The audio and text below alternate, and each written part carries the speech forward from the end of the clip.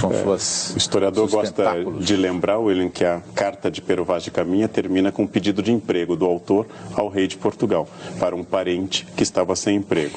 Era um outro momento, sociedade de mercê, sem concurso público, etc.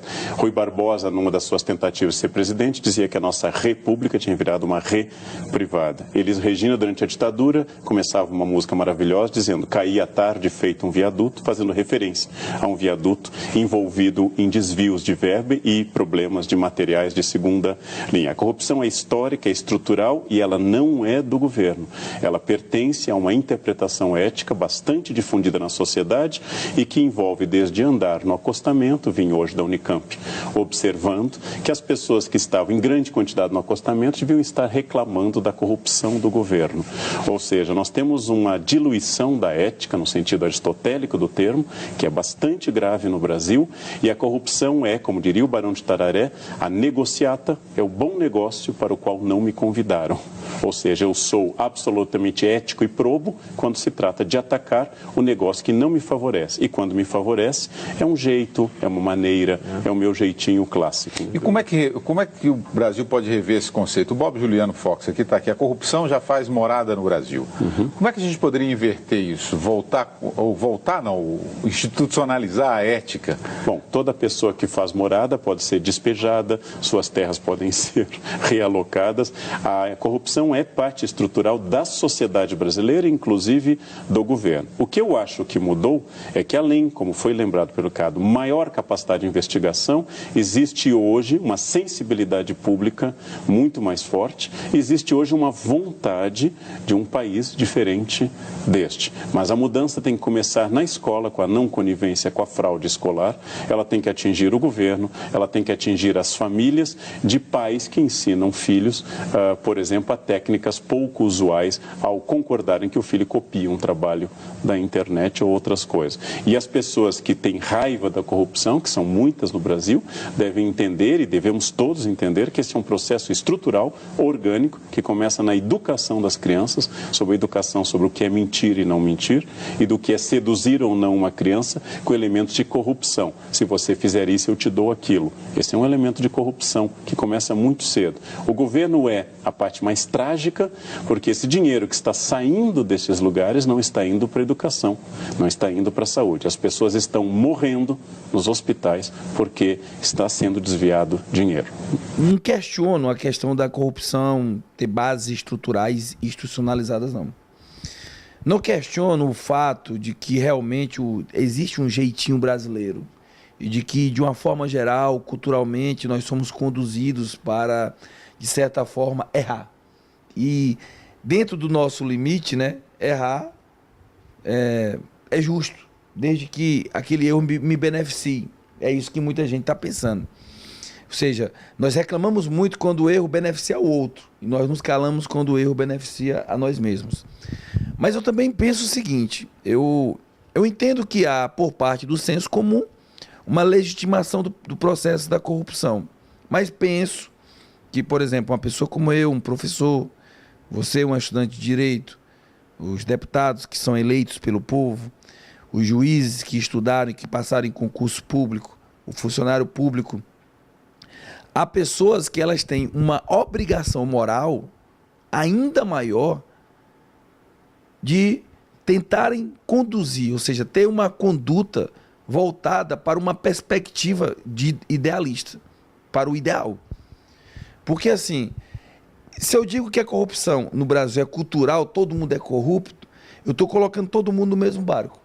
Mas se eu digo, por exemplo, que o juiz, que o deputado, que o professor, que o policial, eles são pessoas que são referências e eles têm obrigação de, dentro da sua conduta, daquilo que rege a sua função, agir como tal, eles precisam agir como tal. Por exemplo, o juiz, ou o professor, ou o político, não vai poder justificar uma má conduta por uma questão cultural.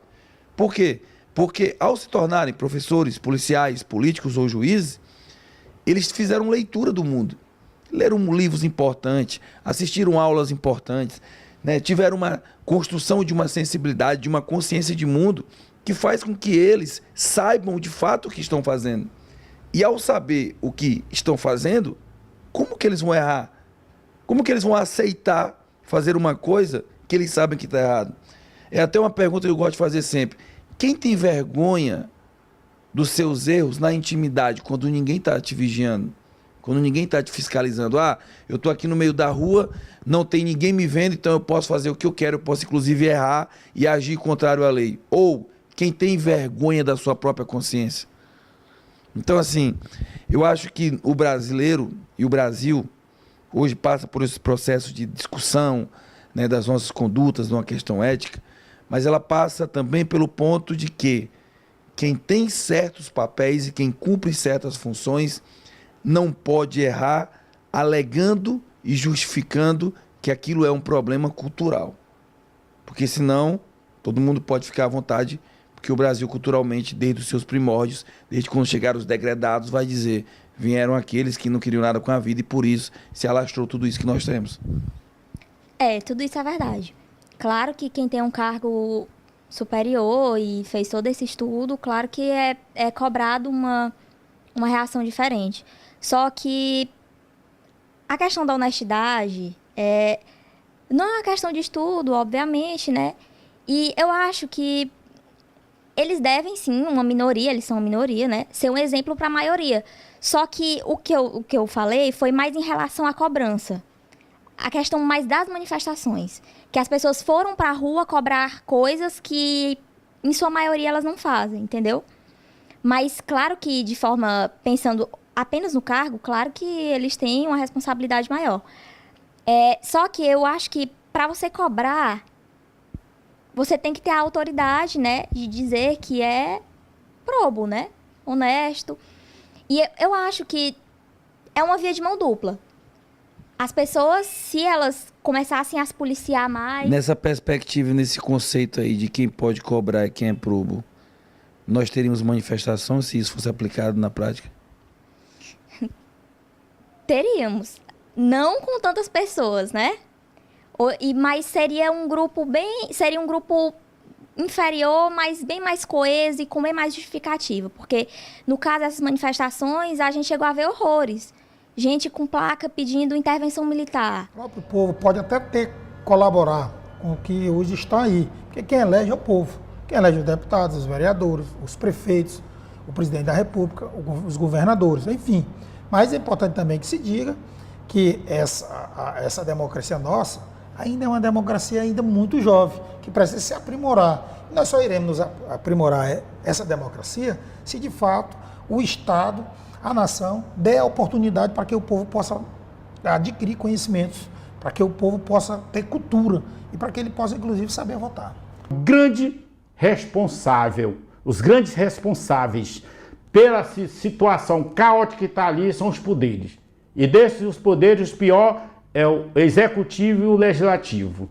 Porque o poder não constituído, o empresarial, só se fortalece quando o poder legislativo e o executivo é frágil. Não tem posição, não tem postura Desculpa até ter falado, faltou o termo aí. Então, o que não tem amor à pátria, o que não tem um discernimento social mais aprofundado, aí ele entra se aproveitando das oportunidades, da fraqueza dos poderes. Um filósofo chamado Platão, ele foi discípulo de Sócrates, ele chegou a defender a ideia de que os reis tinham que ser os filósofos. Na ótica dele, os sábios, no caso, porque ele acreditava que esses sábios teriam uma capacidade de tomar decisões. Ele chegou, inclusive, a criticar o Platão a democracia, porque ele achava que a democracia era um regime que dava margem à demagogia, né? Platão afirmava isso porque a democracia grega matou Sócrates. Como é que isso, por exemplo, interpreta essas ideias de Platão? O Platão acreditava que a sociedade ia evoluir certo? Para a perfeição. E nós sabemos que a sociedade evoluiu para o crime. Quanto mais ela evolui, novas espécies de crimes se organizam. Então ele imaginava assim, a sociedade vai se organizar tanto, vai evoluir tanto, que um dia ela não vai precisar de governo. É como se imaginasse que você mesmo atravessou um sinal fechado, você mesmo se mutava. não precisava do guarda. Então você ia para um patamar que não precisava do governo. E ele chamou isso aí, essa sociedade de anarquia. Nós, no prefixo grego, não, arquia, governo, não governo. E hoje a palavra anarquia, certo, quer dizer confusão, balbúrdia, desorganização. E eu acho que o Platão só errou nisso.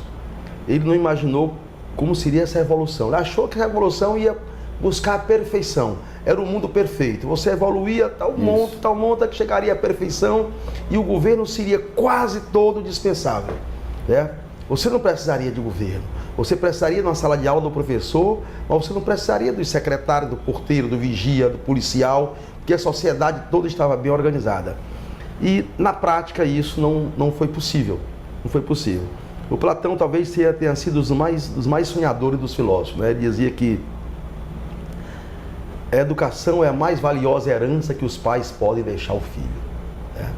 Que você resolveria tudo pela educação. Então, hoje nós temos a crença que educação é a base de tudo, mas nós já sabemos que não resolveremos tudo pela educação. Que em sociedades altamente educadas, altamente instruídas, também tem as mesmas coisas perversas que tem nas sociedades primitivas. E se você mergulhar, pegar algumas comunidades indígenas, você vai ver que em grau de civilização é muito maior. Se você tomar a civilização como grau de cultura de um povo, algumas comunidades indígenas, a civilização é muito maior do que no nosso meio. E assim, impeachment, isso demonstra o quanto a nossa sociedade é uma sociedade onde falta leitura, onde falta um estudo, onde vai todo mundo muito pela cabeça dos outros. Porque, por exemplo, se a pessoa pegasse o seu tempo para se aprofundar ao mínimo sobre o impeachment, por exemplo, porque até a própria mídia ficou em dúvida sobre como noticiar o que estava acontecendo, né? Sobre por que as pessoas estavam lá. Mas a maioria optou por noticiar que era pelo impeachment da presidente, né? Se as pessoas se aprofundassem, coisa mesmo de internet, não precisa você ter uma biblioteca em casa. Você ia para a internet, passava minutos do seu tempo, você ia ver que para você impeachment um presidente, você precisa que ele tenha cometido um crime de responsabilidade civil, que foi o que aconteceu com o Fernando Collor, e ele precisa ser condenado por instâncias superiores. Ou seja... Que não é o caso da presidente Dilma. Além de não ser o caso da presidente Dilma, né? O que as pessoas se espelham é que o que é que ficou marcado na história? A manifestação do Collor, né? Dos caras pintadas.